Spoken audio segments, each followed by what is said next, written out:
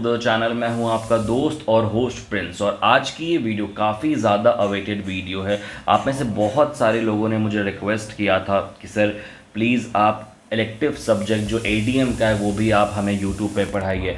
इस बार हमने नए प्लेलिस्ट 3 प्लेलिस्ट लॉन्च किए हैं आपके सारे इलेक्टिव सब्जेक्ट के लिए। और अब हमने ये डिसाइड किया कि 5th semester plus 6th semester के जो भी इलेक्टिव सब्जेक्ट होंगे वो हम आपको फ्री में यूट्यूब पे डिटेल्ड प्लेलिस्ट प्रोवाइड करेंगे। ऑलरेडी हमारा क्लाइंट साइड स्क्रिप्टिंग का प्लेलिस्ट चल रहा है, एडवांस कंप्यूटर नेटवर्क का प्लेलिस्ट चल रहा है, और ये हमारा तीसरा इलेक्टिव सब्जेक्ट है एडवांस डेटाबेस मैनेजमेंट सिस्टम।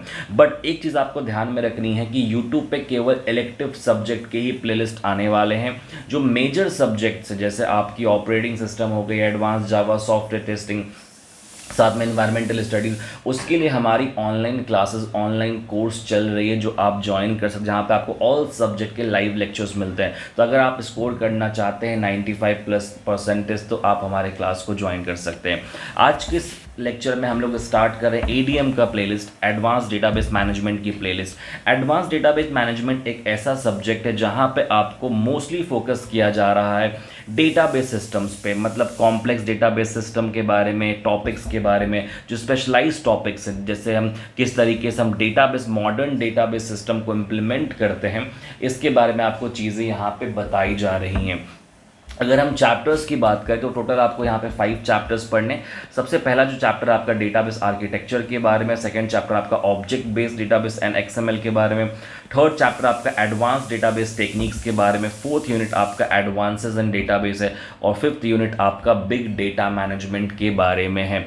सो ये टोटल आपको 5 चैप्टर्स आपके सिलेबस में, आई थिंक मैक्सिमम कॉलेज में 2.5 चैप्टर या मैक्सिमम 3 चैप्टर्स यूनिट टेस्ट 1 के लिए आ रहे हैं, जो आपका यूनिट टेस्ट 1 28 से स्टार्ट हो रहा है। वी विल ट्राई कि आपका यूनिट टेस्ट से पहले आपके 2 चैप्टर 2.5 चैप्टर्स कंप्लीट हो जाएं।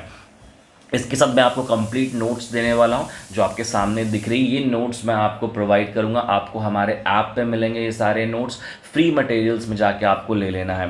साथ में व्हाट्सएप ग्रुप को जरूर ज्वाइन करना, बिकॉज वहाँ पे सारे अपडेट्स आने वाले हैं फ्री लाइव सेशन से रिलेटेड।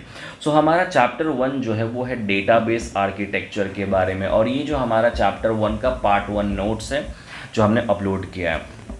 तो इस चैप्टर में सबसे पहला जो टॉपिक आता है वो आता है एक्सप्लेन डेटाबेस आर्किटेक्चर। सबसे पहले चैप्टर को स्टार्ट करने से पहले डेटाबेस आर्किटेक्चर को हमें ये समझना होगा कि डेटा और डेटाबेस क्या होता है। मैं छोटा सा आपको एक रिमाइंडर देता हूँ बस। हमने लास्ट सेमेस्टर 3rd सेमेस्टर में भी डीबीएमएस पढ़ा था, आपने भी पढ़ा होगा। सो डेटा मतलब होता है कोई भी इंफॉर्मेशन, किसी भी इंफॉर्मेशन को हम डेटा कहते हैं। जैसे आपका नाम हो गया, वो भी एक तरह का डेटा है, राइट। और डेटाबेस का मतलब होता है सिंपली कलेक्शन ऑफ इंफॉर्मेशन, जहाँ पे आप अपने बहुत सारे कलेक्शन को रखते हैं। जो बहुत सारा डेटा है उसको हम एज अ टेबुलर फॉर्मेट में अगर रख रहे हैं, हम उसको डेटाबेस कहते हैं। अब हर एक डेटाबेस की या हर एक सिस्टम की अपनी एक आर्किटेक्चर होती है। मतलब आर्किटेक्चर का मतलब ये होता है the way database is designed, right. या कोई भी सिस्टम, जैसे हम सॉफ्टवेयर की बात करते हैं, ऑपरेटिंग सिस्टम की बात करते हैं, तो ऑपरेटिंग सिस्टम का एक आर्किटेक्चर अपना है।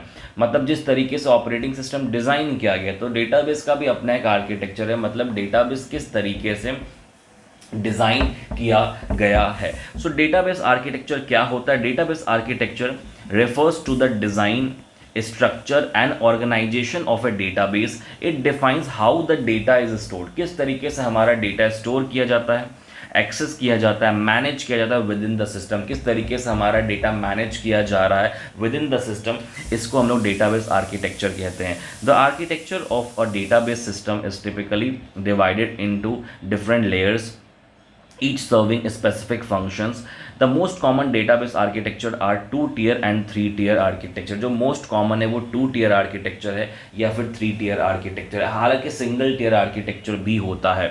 अभी जो टियर्स होते हैं इसका मतलब एग्जैक्टली होता क्या? टियर का मतलब होता है लेयर्स, या फिर आप उसको अलग अलग फेजेस बोल सकते हैं। जैसे डेटा ट्रांसफर या डेटा कम्युनिकेशन किस तरीके से काम करता है कि अगर आपने एक डेटा इंसर्ट किया, अगर आपने यूज़र साइड से डेटा इंसर्ट किया तो वो डेटाबेस में जाके स्टोर होगा। बट कई बार डेटा जब हम फेच करते हैं या डेटा इंसर्ट करते हैं तो डेटा लेयर्स के तौर पे आता है हमारे पास है, तो उसके बारे में हम लोग आगे पढ़ेंगे। बट सबसे पहला जो टॉपिक है हमारा वो है क्लाइंट सर्वर डेटाबेस मॉडल, कि what is client server database model. हमने क्लाइंट सर्वर के बारे में पहले भी चीज़ों को पढ़ा है कि क्लाइंट सर्वर क्या होता है। जैसे क्लाइंट एक सर्वर एक बहुत सिंपल चीज़ है, रिक्वेस्ट रिस्पॉन्स मॉडल हम इसको बोलते हैं। रिक्वेस्ट और रिस्पॉन्स मॉडल मतलब क्या होता है इसका, कि रिक्वेस्ट क्लाइंट जो है वो रिक्वेस्ट करेगा, यूज़र एक रिक्वेस्ट करेगा और सर्वर हमें रिस्पॉन्स देगा उसके बदला। सो क्लाइंट सर्वर मॉडल एग्जैक्टली क्या होता है? The client server database model is a distributed application structure that divides tasks between servers which provide resources or services and clients which request them। जो जैसा मैंने अभी आपको जस्ट बताया कि अगर कोई क्लाइंट रिक्वेस्ट करता है किसी चीज़ की तो सर्वर जो होता है वो या फिर जो हमारा डेटाबेस वेयर हाउस है उससे हमें इन्फॉर्मेशन मिलती है। This model is fundamental in modern database system. जितने भी मॉडर्न डेटाबेस है वहाँ पे हम इसी मॉडल को यूज़ कर रहे हैं। The client server database model is a robust and scalable architecture that supports efficient data management in multi user environments. अगर हम मल्टी यूज़र इन्वायरमेंट की बात करें तो हम यहाँ पे डेटा को बहुत सही तरीके से मैनेज कर सकते हैं। अब कुछ यहाँ पे की प्लेटफॉर्म कंपोनेंट्स होते हैं, मतलब क्या, ये कुछ बेसिक टर्मिनोलॉजीज है जो आपको ध्यान में रखनी है when it comes to client server database model. सबसे पहला इसमें होता है क्लाइंट। क्लाइंट क्या है? क्लाइंट कोई भी यूज़र या कोई भी फ्रंट एंड एप्लीकेशन यूज़र आप बोल, जैसे हम जाते हैं यूट्यूब पे सर्च करते हैं फॉर एग्जांपल किसी गाने का नाम, तो हम एक क्लाइंट हो गए, राइट, हम एक फ्रंट एंड यूज़र हो गए जिसने सर्च किया। तो the client is the front-end application that users interact with. It is responsible for presenting data to the user। जो हमें डेटा वहाँ पे दिखता है हम उसको क्लाइंट बोलते हैं। accepting user inputs and sending request to the server, इसको हम लोग क्लाइंट कहते हैं। ऑन द अदर साइड यहाँ पे सर्वर भी होता है। सर्वर का काम क्या है? Server is the backend system. जो बैकएंड सिस्टम होता है वो सर्वर होता है that stores, manages and process data. जो डेटा को हमारे प्रोसेस करता है, जो हमारे डेटा को मैनेज करता है। It handles request from clients, execute database queries and returns the result. अगर हमने कोई रिक्वेस्ट किया है यहाँ पे तो हमारे रिजल्ट को ये मतलब सामने पब्लिश करने का काम करता है ये सर्वर, ठीक है। तो इसकी भी बहुत सारी फंक्शनैलिटी जैसे डेटा मैनेजमेंट, स्टोर करना का, रिट्राइव करने का काम करता है, क्वेरी प्रोसेसिंग का काम करता है, ट्रांजैक्शन मैनेजमेंट करता है, सिक्योरिटी मैनेज करता है। सो ये सारा काम जो होता है हमारे क्लाइंट और सर्वर का होता है। यहाँ पे छोटा सा डायग्राम भी मैंने दिया आपको समझाने के लिए कि ये हमारा क्लाइंट 1 है, क्लाइंट 2 है, क्लाइंट 3 है, और ये एप्लीकेशन लेयर मतलब कोई भी एप्लीकेशन हो सकता है। मान लेते हैं कि कोई सर्वलेट हमने डाला हुआ है या गूगल क्रोम कोई ब्राउजर के थ्रू हम जा रहे हैं और ये हमारा सर्वर है। मान लो कि ये यूट्यूब का सर्वर है, ठीक है, और हमने यहाँ से यूट्यूब के गाने को सर्च किया तो यहाँ से हमारा जो एप्लीकेशन लेयर है मतलब जो यूट्यूब की वेबसाइट है वो हमारे रिक्वेस्ट को सर्वर तक पहुँचाएगा और सर्वर से हमें यहाँ पे वीडियो दिखाया जाएगा, क्योंकि सारा डेटा जो डेटाबेस में स्टोर है सर्वर में स्टोर है। यूट्यूब की वेबसाइट जो आपको दिख रही है वहाँ कुछ नहीं है, वो सब सर्वर में स्टोर है, राइट। तो ये एक छोटा सा डायग्राम जो है जो क्लाइंट सर्वर मॉडल को डिस्क्राइब एक्सप्लेन करता है। ये डायग्राम आपके लिए बहुत इंपॉर्टेंट है, आप सबको याद करना है। अब जैसे देखो ये आपकी बुक में नहीं होगा मे बी, ये मैंने अलग से यहाँ पे डाला है, work flow in the client server model, मतलब किस तरीके से हमारा क्लाइंट सर्वर मॉडल काम करता है। सो इसमें कुछ पॉइंट्स है, जैसे सबसे पहला पॉइंट आता है क्लाइंट रिक्वेस्ट, राइट। सबसे पहला पॉइंट आपको यहाँ पे पढ़ना है क्लाइंट रिक्वेस्ट। वर्क फ्लो का मतलब किस तरीके से ये पूरा सिस्टम काम करता है। सबसे पहला पॉइंट है क्लाइंट का रिक्वेस्ट। क्लाइंट हमारा रिक्वेस्ट करेगा, user interacts with the client application such as entering a query to retrieve specific data from database. तो यूजर का काम क्या है कि क्लाइंट से डेटा को रिक्वेस्ट करना। दूसरा है सर्वर प्रोसेसिंग। दूसरा स्टेप में सर्वर रिसीव करता है रिक्वेस्ट को जो यूज़र ने किया है और उसके बाद सर्वर उसको रिस्पॉन्स करता है थर्ड स्टेज पे। अब इसके लिए हमारे पास क्वेरीज बहुत सारी होती है। जैसे फॉर एग्जांपल अगर मुझे जैसे कोई डिटेल देखना है तो मैं select star from table name करता हूँ। Select star from table name is a kind of request which I am performing, I am giving to the server and on in return server हमें क्या करता है, वो टेबल डिस्प्ले कराता है, वो रिस्पॉन्स हो गया। तो थर्ड स्टेप में सर्वर का रिस्पॉन्स होता है और लास्ट हमारा होता है क्लाइंट की प्रेजेंटेशन। मतलब जैसे सर्वर ने हमें कोई रिजल्ट दिया बट उसको दिखाने का काम, व्यू जो होता है, उसका व्यू जो होता है वो लास्ट स्टेज हमारा होता है। अगर आपको याद है तो आपने एडवांस जावा में MVC पढ़ा होगा, जो है हम MVC पढ़ते हैं, MVC में भी यही चीज़ है मॉडल व्यू कंट्रोलर में, ठीक है। सो ये एक वर्क फ्लो होता है हमारे क्लाइंट सर्वर मॉडल का। इसके बाद कुछ एडवांटेजेस आपको ध्यान में रखने क्लाइंट सर्वर मॉडल की, जैसे स्केलेबिलिटी है, सेंट्रलाइज डेटा मैनेजमेंट है, एफिशिएंट रिसोर्स यूज़ है, सिक्योरिटी। हालांकि इसके बारे में डिटेल में आपको याद करने की ज़रूरत है, आप अपने मन से भी इसकी, बिकॉज आप जानते हैं स्केलेबिलिटी का मतलब क्या। स्केलेबिलिटी का मतलब the system can handle a large number of client simultaneously, मतलब system large number of clients को भी एक साथ हैंडल कर सकता है। सो इसको हम लोग स्केलेबिलिटी कहते हैं। सेंट्रलाइज डेटा मैनेजमेंट का मतलब होता है कि हमारे पास यहाँ पे एक सर्वर है जो पूरे डेटा को मैनेज करता है, पूरे डेटा को अपडेट करना, इंसर्ट करना, डिस्प्ले करने का काम करता है। हम यहाँ पे इसको ऑप्टिमाइज तरीके से यूज़ कर सकते हैं। और सिक्योरिटी में मतलब हम यहाँ पे एक्सेसिबिलिटी, सिक्योरिटी पॉलिसीज़ को डिफाइन कर सकते हैं।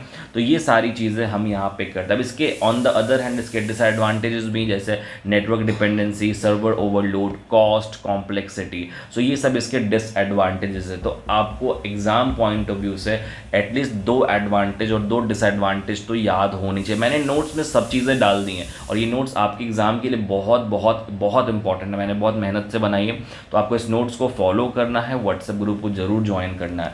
इसके बाद कुछ एग्जाम्पल्स है क्लाइंट सर्वर मॉडल, जैसे MS SQL है, SQL सर्वर है, Oracle डेटाबेस। ये कुछ एग्जांपल्स हैं जो आपके लिए क्लाइंट सर्वर मॉडल को रिप्रेजेंट करते हैं, राइट। तो आई थिंक आपको क्लाइंट सर्वर मॉडल की बेसिक डिटेल समझ में आ गई होगी। अब क्लाइंट सर्वर मॉडल के भी ना कुछ अलग अलग कैटेगरीज, जैसे मैंने आपको स्टार्टिंग में बताया था कि सिंगल टीयर है, 2 टीयर है, 3 टीयर है। तो उसी तरीके से यहाँ पे single tier client server model होता है हमारे पास, ठीक है। इसके बाद हमारे पास 2 टीयर क्लाइंट सर्वर मॉडल होता है, इसके बाद 3 टीयर क्लाइंट सर्वर मॉडल होता है। इन सब के बारे में डिटेल्ड में आपको चीज़ें मैंने यहाँ पे नोट्स में डाली है, बट इसको मैं आपको नेक्स्ट लेक्चर में पढ़ाने वाला हूँ कि single tier, 2 tier and 3 tier model क्या होता है। और ADM के सारे नोट्स हमारे ऐप पे ही आने वाले हैं, तो ऐप को ज़रूर इंस्टॉल करो, फ्री मटेरियल्स में जाके चेकआउट करना और व्हाट्सएप ग्रुप को ज़रूर ज्वाइन कर लेना। और एक चीज़ लास्ट वन, कि अगर आप चाहते हैं हर सब्जेक्ट में अच्छा स्कोर करना, तो आप हमारे ऑनलाइन कोर्स को ज्वाइन कर सकते हैं, जहाँ पे मैं ऑल सब्जेक्ट के लाइव लेक्चर्स लेता हूँ एकदम प्रैक्टिकल एंड थ्योरी अप्रोच के साथ। ओके, सो इस वीडियो के लिए इतना ही। मिलते हैं हम लोग अपने नेक्स्ट वीडियो में और नेक्स्ट टॉपिक पढ़ेंगे client single tier client server model. Okay, thank you so much for watching this video. अगर आपको ये प्लेलिस्ट अच्छी लगी, अगर आपको इस प्लेलिस्ट के बारे में सुन के अच्छा लगा कि मैं एक नया प्लेलिस्ट बना रहा हूँ, तो प्लीज़ आप अपने कमेंट फीडबैक में मुझे ज़रूर बताना और अपने दोस्तों के साथ इस वीडियो को शेयर ज़रूर करना जिनका इलेक्टिव ADM होने वाला है। Okay, thank you so much for watching this video. Have a good day.